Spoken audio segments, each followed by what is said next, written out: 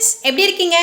இன்றைக்கி எல்லாமே நம்ம நெட்டில் வாங்கிக்கணும் அப்படின்னு சொல்லிட்டு ஒரு ஆசையோடு எல்லாத்தையுமே ஆர்டர் பண்ணி வீட்டுக்கு கொண்டு வர வச்சிடறோம் இல்லைங்களா? அந்த மாதிரி நம்ம ஃப்ரெண்ட்ஸு சில பேர் என்ன பண்ணியிருக்காங்கன்னா, தன்னுடைய பாடியை வந்து ஸ்ட்ராங் பண்ணுறதுக்காகவும் பாடி பில்டராக வரணும் அப்படின்றதுக்காகவும் வே ப்ரோட்டீன் பவுடரை வாங்கியிருக்காங்க.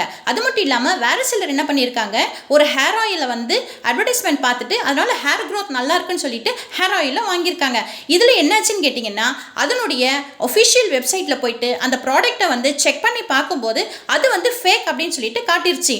முதல்ல நம்ம அந்த வே பவுடர் வாங்கினாங்க இல்லையா, நம்ம 2 ஃப்ரெண்ட்ஸ், அவங்க என்ன பண்ணியிருக்காங்க, அவங்களுடைய ஒரு அட்வொகேட்டுடைய ஹெல்ப்போட அவங்க வந்து அவங்க கன்சர்ன்ட் கம்பெனி மேலே வந்து கேஸ் போட்டிருக்காங்க.